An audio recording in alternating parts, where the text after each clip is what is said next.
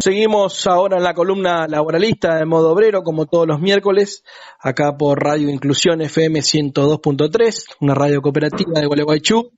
Y Modo Obrero, que siempre se destaca por ser un micrófono para trabajadores y para las trabajadoras, y se trata de hablar sobre el mundo del trabajo.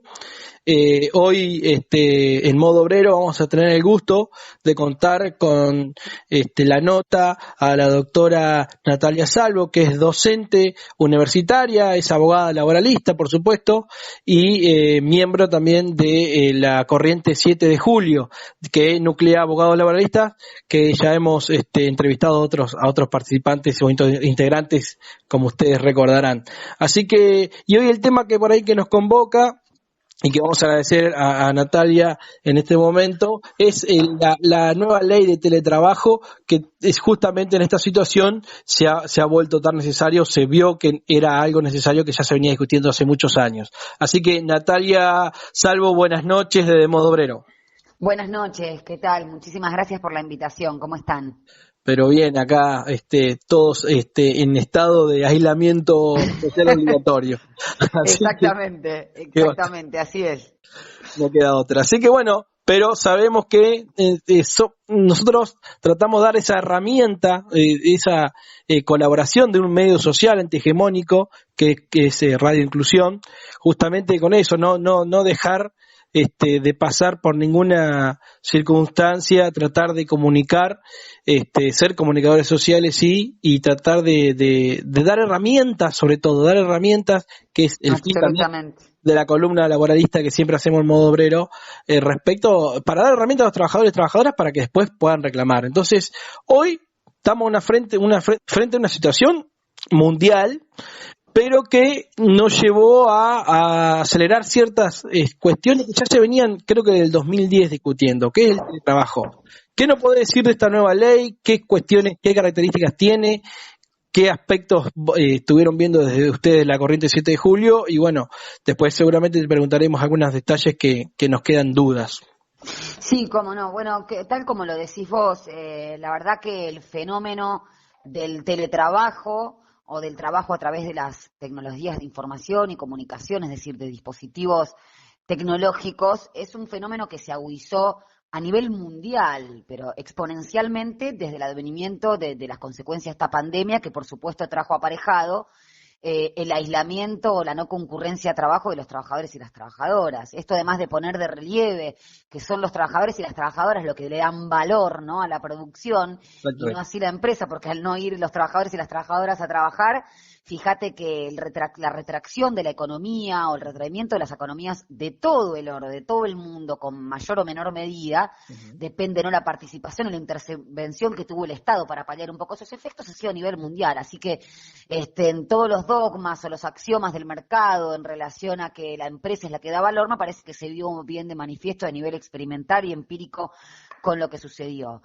En primer lugar, también destacar que aproximadamente el 29,7 o el 30% de las actividades se pueden llevar a cabo a través del teletrabajo. Yo siempre digo lo mismo, no se puede levantar una pared a través del teletrabajo, ni se pueden hacer trabajos industriales o de producción, simplemente todo lo que es servicios se puede hacer a través de estas plataformas.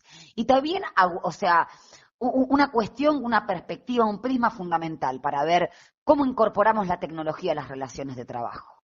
O lo hacemos para maximizar las ganancias, o lo hacemos para mejorar las condiciones de trabajo y de vida de los trabajadores. Esto es fundamental, es como un martillo, ¿no? Uno lo puede utilizar para hacer daño a otro, lo puede utilizar para construir. Esto es exactamente lo mismo. Y la ley, perdón. Y antes de meternos directamente en la ley, que hay que aclarar que es un modo de llevar a cabo el trabajo, no es un contrato distinto, ¿no? Bueno, eso. Capital y fundamental lo que decís, tal cual. No podemos caer en estratificar a los trabajadores. No hay distintos tipos de trabajadores, es lo mismo. Solo que el instrumento que se utiliza, así como antes se utilizaba una máquina, después se empezó a utilizar una computadora, es distinto. Y como obviamente reformula algo muy, muy importante en un contrato de trabajo, que es la jornada, ¿no?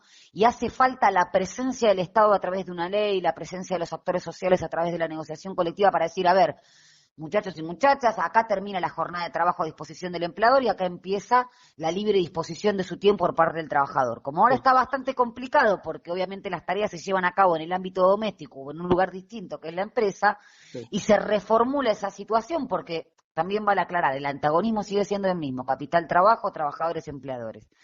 Eso está exactamente igual, con lo cual la necesidad de que el derecho del trabajo legisle a través de normas imperativas, inderogables, indisponibles, irrenunciables, sigue siendo la misma. Lo que cambió es la forma, como decís vos. Entonces, hace falta la presencia del Estado. Esto digo también porque en base a lo que decís vos, hay comunicadores sociales que tienen mucha recepción, que dijeron de manera bastante peyorativa que esta ley era la muerte para el trabajo, que los legisladores eran estúpidos, ¿no? Me refiero específicamente a Pergolini, pero que levanta una bandera muy importante. Fíjense que el discurso de ellos tampoco nunca es nuevo. Cada vez que se logró una conquista de trabajadores y trabajadoras, desde el descanso dominical hasta la reducción de la jornada, hasta el sueldo anual complementario, las vacaciones pagas, siempre el discurso fue el mismo, que se iba a aventar las inversiones, que las industrias iban a quebrar. Que se iban a perder fuentes de trabajo, siempre. Y en definitiva tenemos la gran fortuna de nosotros mirarlos con esta perspectiva de acá para atrás y decir, ¿efectivamente eso sucedió? No, lo que sucedió fue distribuir la riqueza que produce el trabajo. Y ojo, que yo siempre digo lo mismo, pero es para dar un poquito de perspectiva y evaluar la ley, como decís vos.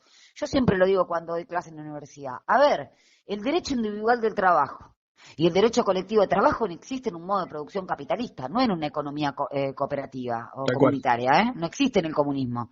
Entonces es la forma de poner límite. Si sabemos que el derecho lo que tiende a hacer en cualquier disciplina es intentar que no se cosifique a la persona, bueno, entonces ahora hace falta la presencia de la regulación del teletrabajo, no para destruir la industria, simplemente porque fíjate también que los grandes ganadores en esta pandemia fueron justamente los servicios o las apps, o sea, todo lo que es economía de servicio, ¿sí? Justamente que es la que más se benefició con esto. Entonces, tenés gente que está laburando 14 o 16 horas para hacer un mismo sueldo, o tenés la falta de poder que tiene el trabajador, que justamente se ha cortado el lazo colectivo y no hay posibilidad de hacer presencia sindical, no en la ley, ¿no? Sino empíricamente. Entonces, ¿cómo hace para poner un límite? Bueno, por lo menos tenés una ley que está estableciendo un coto y un límite a la imposición de ese poder patronal, que es el más fuerte y que además está encarnado casi siempre en su mayoría, por el capitalismo financiero, sin nombre, deslocalizado, ¿sí? Que en las grandes empresas, que obviamente son las que más réditos sacan, y además que logran grandes ganancias porque ni siquiera tienen que sostener una estructura física o edilicia, y que ven también exacerbadas sus ganancias con un trabajador que ya está trabajando en su lugar físico. O sea, es decir, hay un montón de cosas que regular, pero parece verlo desde esta perspectiva, ¿no? Bien. Fundamentalmente. Bien, perfecto.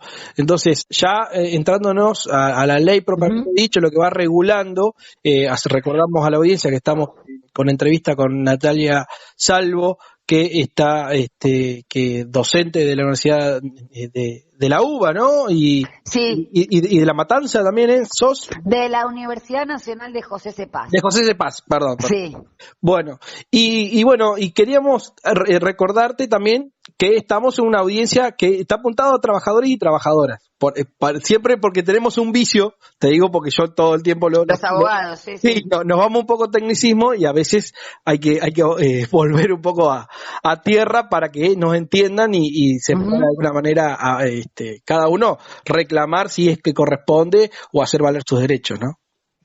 Bueno, justamente entonces me parece en base a eso decir varias cositas de la ley. Bien. Es muy importante porque primero que considera a los trabajadores que prestan servicios a través del teletrabajo igual a los otros trabajadores incluidos en la ley de contrato de trabajo. No son distintas categorías de trabajadores. No es un contrato distinto el teletrabajo, es una forma de prestar servicios, ¿no? A través de estos instrumentos. Eso por un lado es fundamental. Es decir, son trabajadores dependientes y no son una categoría distinta de trabajadores.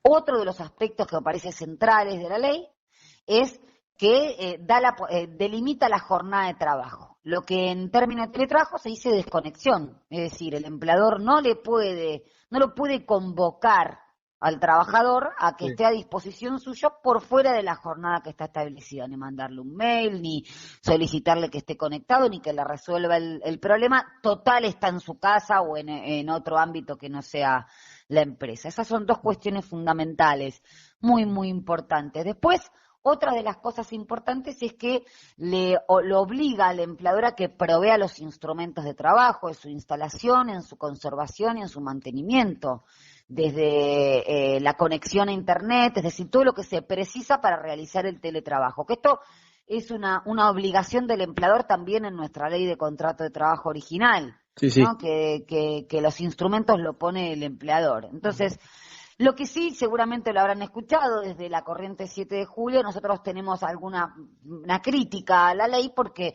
a ver, la forma en que protegía la ley al trabajador era dándole contenidos mínimos, ¿no? Esto que Sí, estamos diciendo, estas sí. cosas que resaltamos que están buenas de la ley. Pero difiere mucho a la negociación colectiva. La negociación colectiva, tenemos compañeros y compañeras que escuchan, que son parte del movimiento obrero, sirve justamente para acumular beneficios, pero que ya tenemos como contenido mínimo en la ley, ¿sí? Claro. Va para arriba, no para abajo, no por fuera los derechos de la ley. Ujú. En un contexto de esta desigualdad, a veces regular de esos contenidos mínimos que antes establecía la ley y diferirlos a la negociación colectiva puede resultar un poco complejo Sí. porque la desigualdad que existe con el contrapoder sindical y estas grandes Ujú. empresas, y sobre todo en una pandemia, es importante. Sí, destacar también lo bueno que pone la ley, que por supuesto reconoce los mismos derechos sindicales, y reconoce incluso la autoridad de aplicación, la posibilidad o la obligación de comunicar al Ministerio de Trabajo a aquellos trabajadores y trabajadoras que están prestando servicios bajo esta modalidad. Es decir, partir de esa base, tienen los mismos derechos de los otros trabajadores, no tienen otra categoría, es una forma de prestación de servicio, el Estado interviene en esta ley para asegurarle básicamente lo que más lo puede violar o vulnerar el empleador al trabajador, que es la jornada de trabajo, que la persona no Sí. esté laburando más del tiempo que tiene que trabajar, de la jornada máxima legal, ni tampoco que tenga que poner los fierros, ¿no? Los instrumentos de trabajo del trabajador. Bien, Eh, ahí te paro un segundito. El tema de jornada, ¿por qué refiere a los máximos legales y de convenio? O sea, se refiere a la misma actividad. O sea, si yo soy no sé, claro. de la actividad, no sé, docente, tengo la misma jornada que cualquier otro docente que prestaría tarea en un centro educativo, ¿no? Exactamente, por eso creo que es importante lo que vos habías marcado desde el inicio. Ujú. Como son trabajadores del mismo, incluidos en la ley de contrato de trabajo, bueno, o en el estatuto que se le aplique el docente y demás, tienen los mismos derechos y tienen las mismas jornadas máximas que establece o el convenio colectivo o el Sí, estatuto de la ley de jornada. Eso es fundamental. Solo que lo hacen de otra forma particular, que es a través del teletrabajo. sí, La definición es importante porque la verdad que las únicas definiciones que teníamos eran de resoluciones de la Superintendencia de Riesgo de Trabajo, la ley 2012 ujú, o doctrina y demás, que es el trabajo que se realice, el teletrabajo, ¿no? A través de las tecnologías de información y comunicación, en lo que se llama TIC, ¿no? Que van a ver mencionado con esta sigla, sí, en otro lugar que no sea el lugar de prestación, la empresa, sí, no en términos jurídicos la empresa, ¿no? Sino el lugar de trabajo proporcionado por el empleador. bien, bien. Ahora, el lugar de donde tiene que estar el trabajador o la trabajadora tiene que ser un lugar fijo, eso es claro en ese sentido, o por lo menos yo no lo entendí, que estuviera establecido. Tiene que ser para que, sobre todo para que la audiencia entienda, eso tiene, o sea, yo puedo trabajar, Claro. siempre tengo que trabajar de mi casa. ¿Por qué? ¿Por qué digo esto? Y aclaro esta situación también y me adelanto un poquito también al final de la ley, porque dice que entra en vigencia no es para esta situación de emergencia, sino que Claro. entraría en vigencia después del aislamiento social obligatorio. Claro, mira, fíjate que el artículo 2 de la ley, ¿no? Modifica un artículo de la ley de contrato de trabajo y da el Sí, concepto de teletrabajo. Y dice que es el trabajo que se realice, ¿no? En el domicilio de la persona que está trabajando o en lugares distintos al del establecimiento del empleador, ajá, ¿sí? Y que utilice, o sea, Si vos precisás, suponete que te mudás, por supuesto que sigue siendo teletrabajo si lo realizás desde tu hogar o desde otro lugar distinto, no necesariamente tiene que ser tu hogar. No sé, el que realizás, ponete, vos te vas a un bar, pero prestás servicios, Tal cual. también es teletrabajo, ¿sí? Por eso hay que salir de esa materialidad, de esos conceptos. Exactamente. Pero lo importante es que tienen los mismos derechos. Y lo que decís vos también es una cuestión que trajo varias críticas, porque dice que es cuando se termine justamente con este aislamiento social preventivo obligatorio, y hay lugares en todo, es una ley por supuesto nacional, que probablemente terminen con el aislamiento antes que otras partes del país. Tal cual. Entonces ahí está la técnica legislativa que seguramente, o no sé si Leandro habrá mencionado, Leandro Macía, esta cuestión, o se habrá hablado de este punto en particular, pero es lo que debatíamos dentro de la corriente 7 de julio. Es decir, la técnica legislativa es un poco defectuosa desde nuestro punto de vista porque da lugar a estas confusiones. Sí, Y las leyes tienen que ser claras. Justamente el otro día lo acusaba algunos laboralistas en Capital Federal justamente de ser porteños centristas, porque yo Claro, digo, mirá que el claro que interior, sí. y yo sin saberlo no me adelantaba, porque acá volvimos al aislamiento, pero estamos en distanciamiento, digo, miren, nosotros ya estamos en distanciamiento, entonces acá Claro. a 90 días se nos tiene que aplicar, y a ustedes no, ¿cómo va a aplicar una ley nacional por Eso, parte? Bueno, eso es... claro, eso es terrible y Gustavo Ciampa, el presidente de la Corriente 7 de Julio, fue una de las primeras cosas que señaló. Claro, Yo creo que como todo, ¿no? O sea, la perspectiva de un país federal sí, tiene que salir de ese porteñocentrismo que, como bien decís vos, trae aparejado este tipo de cosas, que obviamente no se hacen a propósito, nadie hace una ley de técnica legislativa defectuosa desde el minuto cero, porque va a ser cuestionada por este tipo de cosas, además trae grandes complicaciones. Entonces, me parece que eso, que además rompe un poco con la tradición de las leyes laborales. Eso también lo dice Gustavo Ciampa. Porque las leyes laborales te dan un contenido mínimo, claro. ¿no? Un contenido mínimo de la Un ley. piso, de ahí para arriba. Claro, y Recordemos que... después los convenios, las paritarias, los convenios Sí, colectivos y los actores sociales negociarán un poquito más para arriba. Pasa desde el salario básico, que establece uno superior a lo que establece el salario mínimo vital y móvil, hasta la jornada de trabajo, como mencionabas recién. Hay convenios que tienen jornada inferior a lo que establece la ley. Ahora, exactamente. acá directamente difiere a los actores sociales, ¿no? A los sindicatos, a las cámaras empresariales, negociar cosas que no están con contenido mínimo en la ley. Y ahí me parece que entra la complicación. Claro, perfecto. Sí, sí. Bien. Ahora, y con el tema esta de la desconexión, también es como que, o sea, solamente una vez que se termina la jornada, el trabajador corta la conexión Sí. o cierra el área del trabajo, por decirlo de alguna manera, de la computadora, digámoslo así, llanamente, que le brinda el empleador, ¿no? Perfecto. Yo corto y bueno, a partir de ese momento hasta la próxima jornada, por lo menos entiendo yo con la ley nacional de jornada, 12 horas de descanso entre una jornada y otra, por lo menos, Sí. conforme después de ver el convenio colectivo, pero no me pueden mandar un mensajito, no me pueden llamar, no me pueden mandar un... Absolutamente, tal cual.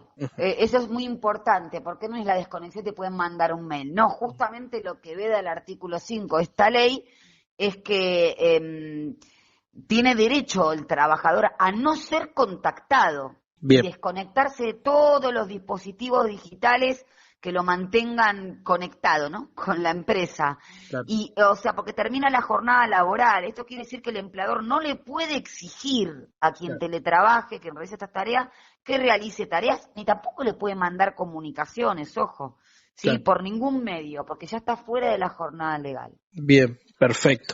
Bueno, y ahora sí quería meterme en el tema que también hoy, qué bueno que esté en boga, pero que es tan importante también para destacarlo, porque creo que también la ley lo tuvo en cuenta, pero queremos remarcar también desde Modo Obrero esa perspectiva de género, que es la cuestión de las tareas de cuidado, ¿no? Exactamente. Que la ley reconoce. ¿Cómo lo regulariza a esa situación?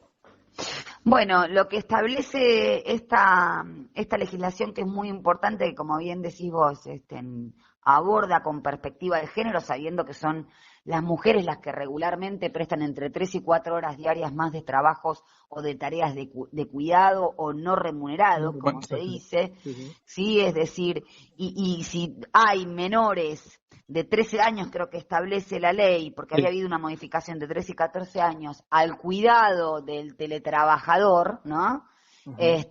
Puede pactar una jornada acorde a esta situación, ¿no? A estas tareas de cuidado.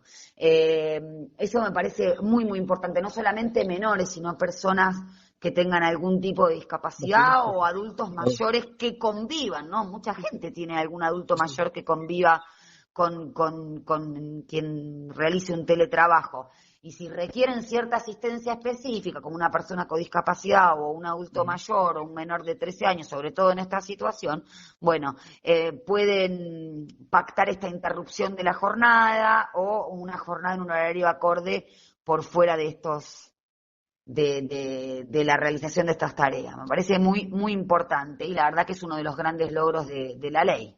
Y puede ser compartida, ¿no? O sea, a eso por ahí también hace referencia, puede ser entre dos Sí, progenitores. exactamente. No solamente si yo soy sola y tengo a cargo menores de 13 años, personas con discapacidad, adultos mayores que convivan conmigo, sino también compartida, lo aclaro específicamente el artículo 6 de la ley. Exacto. Bien. Entonces, por lo menos eso ya es un avance legislativo revolucionario de alguna manera, porque ya empieza a tratar por iguales a las los géneros, responsabilidades parentales, tal cual. Y además es muy importante porque lo que dice la ley es que cualquier tipo de conducta, ¿no? O de represalia o alguna conducta del empleador que obstaculice este derecho, se presume un acto discriminatorio. Claro. Nosotros tenemos una ley general, ley antidiscriminatoria que define eso y que da la posibilidad obviamente de pedir el cese de ese acto discriminatorio, esa conducta. Es muy, muy importante. Empieza a redefinir también las responsabilidades al interior del hogar, que hoy en día impactan muchísimo por este tema. Sí, y reconocer también tareas no remuneradas, como decías, ¿no? Históricamente reclamadas. Justamente lo hemos venido charlando en los distintos programas de Modo Obrero, respecto a eso, ¿no? Esas tareas de cuidado. Y la verdad que desde las primeras oleadas feministas del siglo XIX ya se empezaba a reclamar el valor económico, se lo llamaba con otro nombre, ¿no? Y era meramente reivindicativo de las tareas de la madre, ¿no? En su momento se decía, sí, es una de las primeras demandas. Por eso, hoy lo vemos plasmado en una ley que no es menor. También en un contexto que por ahí no lo deja ver, por ahí uno que es fanático, o uno que está en el tema, o que se especializa en el tema, o esas cuestiones, por ahí uno lo denota. Pero es bueno que la audiencia tome nota de esta cuestión, porque esto empieza a cambiar, hace un cambio de paradigma de la normativa protectoria en el 14 bis, que siempre también destacamos en Modo Obrero, ¿no? Que todas las leyes tienen que, en protección al trabajo, en sus diversas formas. Bueno, creo que en ese sentido viene esta norma a proteger. Después sí, obviamente que nosotros no perdemos sentido crítico y vemos que hay cuestiones que, como vos decías, ¿no? Al dejar al librado algunas cuestiones a la negociación colectiva, no desconfiando del sindicalismo que reivindicamos, sino que a veces la fuerza no ayudan, o hay unas cuestiones que son medias como de negociación individual, como estas cuestiones de la jornada, o hay otras cuestiones que por ahí en este momento no recuerdo, pero que dejan medio librado entre las partes, y a veces sabemos que entre las partes se impone el empleador. Siempre, por eso creo que es importante destacar también el rol del derecho colectivo del trabajo y por supuesto sus protagonistas, porque es un instrumento para lograr, los derechos individuales. Si volvemos a considerar al trabajador individualmente frente al empleador, volvemos a las inequidades y a las injusticias que se daban en los principios de las primeras normas protectoras del derecho del trabajo, ¿no? Que justamente aplicar un derecho de iguales. Acá no hay dos personas iguales, justamente porque la necesidad que satisface el trabajador es una necesidad que tiene que ver con su propia existencia, comer, no tener un salario para comer, para conservar su no solamente de subsistencia, de vivir, ¿no? De cumplir un programa hasta cultural, lo que establece la Constitución. Bueno, y el empleador tiene por interés maximizar sus ganancias, que es una lógica que también que está constitucionalmente validada, pero es de una naturaleza totalmente distinta. Tal cual. Bueno, entonces seguimos con la entrevista de Natalia Salvo y vamos a hacerle 2 preguntas más y la vamos a liberar porque ya hace tiempo y sabemos que también está de teletrabajo, así que Sí, estamos todos todos igual, teletrabajando. exactamente, así que bueno. No, pero por ahí 2 cuestiones. Tema de riesgos de trabajo, seguridad en frente a infortunios laborales, ¿qué garantía se le da a los trabajadores que teletrabajan? Bueno, en primer lugar, lo que establece esta ley es que es el Ministerio del Trabajo el que va a tener que, o mejor dicho, la autoridad, sí, el Ministerio del Trabajo, normas relativas a la higiene y la seguridad en un ámbito que es complejo, porque no es que hay posibilidad de que fiscalice, como podría ser el Ministerio de Trabajo, una empresa, sino que es tu propio hogar. Claro, ¿Qué pasa con eso y el derecho a la intimidad? claro. Eso es muy complejo. ¿Cómo controla el cumplimiento de las normas de seguridad e higiene el Ministerio de Trabajo en un ámbito doméstico? Pero creo que lo más importante es que establece que se va a determinar la inclusión de enfermedades causadas por Sí. este tipo de teletrabajo, ¿no? Dentro del listado de enfermedades profesionales. Una Y presunción, otra, ¿no? claro, y otra de las cosas muy, muy importantes es que los accidentes que ocurren en ese lugar de trabajo, que casi siempre coincide con la casa, por supuesto, dentro de la jornada y en ocasión de realizar el trabajo, se presumen accidentes en los términos de la ley de riesgo de trabajo. A mí mucho no me gusta esto de se presumen, porque en realidad al ser trabajadores iguales deberían ser considerados, pero Claro, bueno, con responsabilidad entiendo afectiva. claro, entiendo la dificultad y el campo nuevo en el que estamos transitando en este aspecto y bueno, lo dificultoso que a veces resulta legislar de Sí, sí. manera perfectible o perfecta el primer intento. Seguramente Sin son lugar a cosas que dudas, tal vez... yo creo que algo que denota la ley es cómo están los intereses vivos, ¿no? Interactuando, todos Claro, empujando, claro que porque sí. se ven, hay cuestiones que por ahí como que ven para un lado, para el otro, y da esa sensación, ¿no? De puja de intereses, ¿no? Pero bueno, es lógico de este tipo de normas, sobre todo el derecho social, que sabemos que siempre tiene mucha resistencia como al principio. Por supuesto. Pero por ahí, bueno, y con vos ya un poco adelantaste un poco, ¿no? El derecho a esta intimidad y por otro lado el tema de las herramientas que estuviste hablando, pero antes de llegar al derecho de intimidad por ahí y qué protección tiene el trabajador y trabajadora frente a esto, sino el tema de los elementos que tiene que brindarle el empleador, por ahí también está el deber de seguridad del empleador, ¿no? De darle, por ejemplo, si tiene que estar sentado delante de una computadora. Una silla ergonómica, Exactamente. como se dice, claro, tal cual. Es que yo creo que la forma de entenderlo es con esta simpleza.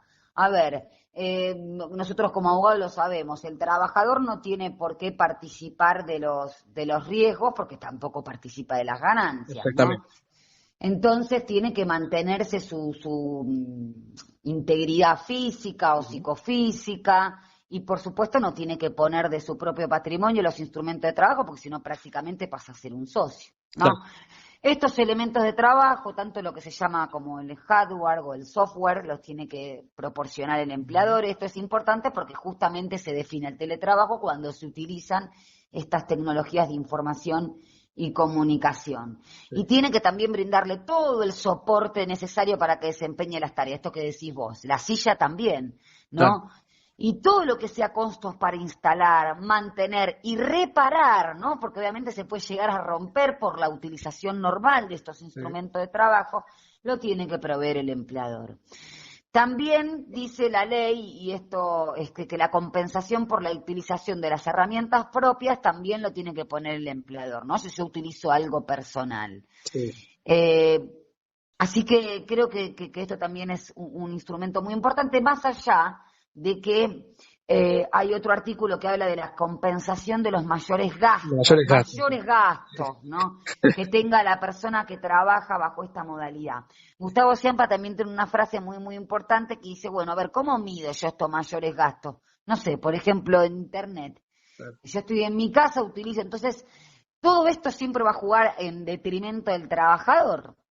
Sí. Es que, Porque yo tendría que acreditar estos mayores gastos. ¿Cómo es este tema? No, Yo creo que ahí es donde hay que medir, a ver, quien se beneficia muchísimo porque se utilice un lugar de trabajo que no es la empresa y que el empleador tenga que mantener, es el empleador. Bueno, veamos cómo se compensa también esto, bueno, que se claro, haga cargo de todos estos gastos. claro, claro, claro. Yo creo que el convenio colectivo ahí tiene que intervenir fuertemente y decir, no, mire muchacho, Claro que el sí. 100% de internet porque el monto es fijo, entonces no es que esté Pero con mayor aumento. por eso, claro, por eso es importante esto que decía Gustavo Ciampa de la tradición de la ley siempre estuvo para fijar lo mínimo. Ahora tenés una ley que te dice que la compensación de mayores gastos, entonces ya te pone un límite la ley y vos como el convenio colectivo lo tiene que respetar, por eso creo que es importante el rol trascendental, sumamente trascendental que van a jugar acá los sindicatos, pero también tener presente que no se le puede pedir milagro cuando enfrente puede llegar a tener un monstruo No, no, también. no, no, no. Es que ahí está la cuestión que, bueno, históricamente hemos tenido en el movimiento obrero. Pero bueno, ya, Exacto. ya hacerte la última pregunta y liberarte, y te agradecemos de ya de modo obrero, Natalia, es el tema de la intimidad, porque es una cuestión que sobre todo en este nuevo milenio, ¿no? Estas nuevas tecnologías que hemos tenido tan, este, de alguna manera estamos tan indefensos frente a nuestro derecho de intimidad. ¿Qué herramienta establece por ahí la ley o qué consideraciones te dan al respecto? Bueno, le da la posibilidad también hay dos artículos, me parecen a mí muy importantes en este sentido. Hay uno que establece los sistemas de control y el derecho a la intimidad, ¿no? ¿Qué pasa cuando está casi confundido, casi no, confundido el lugar de trabajo con el ámbito doméstico, donde está la intimidad del trabajador? Bueno, hay sistemas de control que están destinados a proteger a los bienes e informaciones del trabajador, ¿no? De los datos personales de ese trabajador. Entonces también le da incluso la posibilidad a los sindicatos a que intervengan para que puedan fuertemente defender este derecho a la intimidad del trabajador. A mí me parece central cómo se va a resolver esto a nivel negociación colectiva, porque ¿cómo hacer justamente para, por ejemplo, el derecho que tengan de fiscalizar si se cumplen la protección de las leyes de seguridad y higiene cuando es el ámbito del trabajador y su propia intimidad, su reducto de intimidad, y que es un derecho personalísimo, un derecho constitucional? Entonces, si bien la ley preserva, por supuesto, de manera celosa este derecho y le da incluso la representación sindical un protagonismo especial en este tema, me parece muy importante cómo se va a resolver también a través de las reglamentaciones posteriores, desde cómo se va a fiscalizar las normativas, el cumplimiento de la normativa de seguridad e higiene, hasta cómo se van a proteger los datos personales del trabajador o su ámbito de participación, sí, su ámbito de intimidad. Sí, y por ahí pensando, ¿no? Porque uno mientras leía bueno, proyecto, después fue ley, ¿no? Pero por ahí, por ahí el empleador es el que da los elementos, ¿no? Te da la computadora, por ejemplo, ¿no? Entonces, Sí. yo tratando de pensarlo lo más ya no posible y que todos nos entendamos, digo, el empleador me da la computadora, bueno, perfecto. Yo con eso lo voy a utilizar para trabajar, el trabajo administrativo que hago, por ejemplo, de oficina, pero lo hago desde mi casa. Bien, ahora, yo utilizo solamente esa computadora para utilizarlo solamente para trabajo, o puedo utilizarlo para otras cuestiones y eso por ahí podría ingresar otros datos, otras cosas que podrían ser personales. ¿Cómo lo ves a eso o qué es en la regulación de... Yo creo que no se puede, o sea, por eso digo, volver a los clásicos en este sentido. Vos podés utilizar, obviamente, si estás en tu ámbito doméstico, son cosas que se tienen que hacer de manera amplia, protegiéndose al trabajador.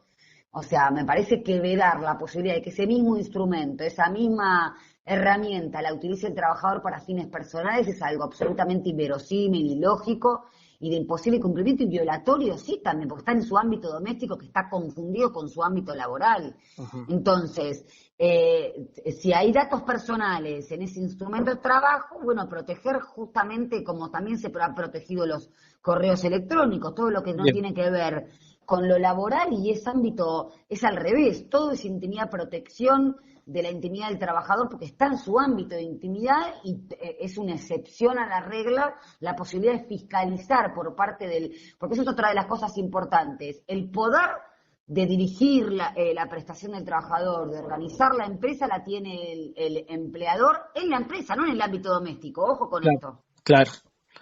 No se extiende. No se traslada al ámbito doméstico. No es un detalle menor, ¿eh?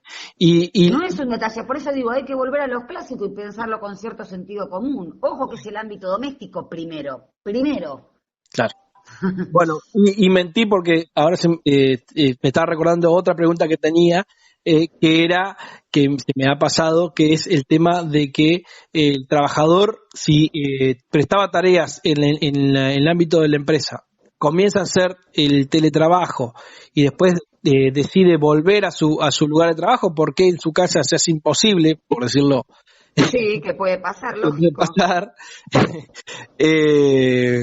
Nada de acusaciones ni nada de eso, que por favor. No, tal cual.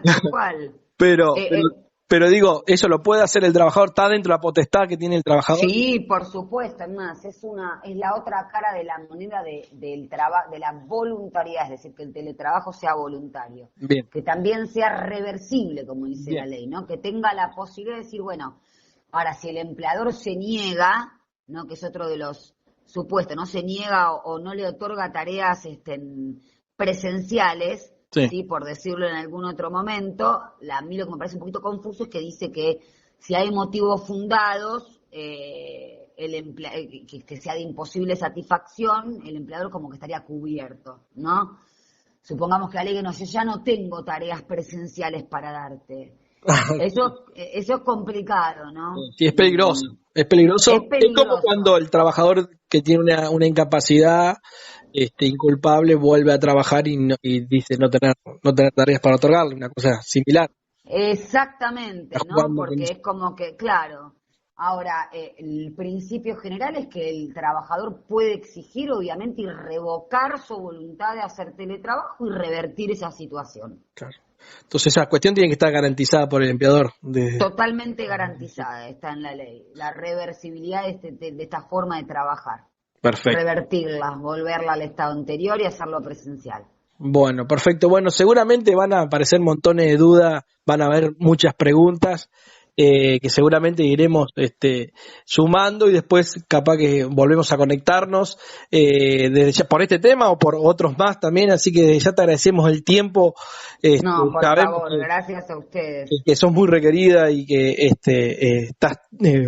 tenés mucha presencia también en los medios, que hay que decirlo también, y es muy importante también que una colega laboralista esté también sea protagonista también de la situación en el mundo del trabajo. Así que te agradecemos desde Modo Obrero y bueno, estamos también a disposición para lo que necesites. Bueno, muchísimas gracias, un placer, un beso grande para todos y para todas. Dale, nos vemos, muchísimas gracias. Hasta luego.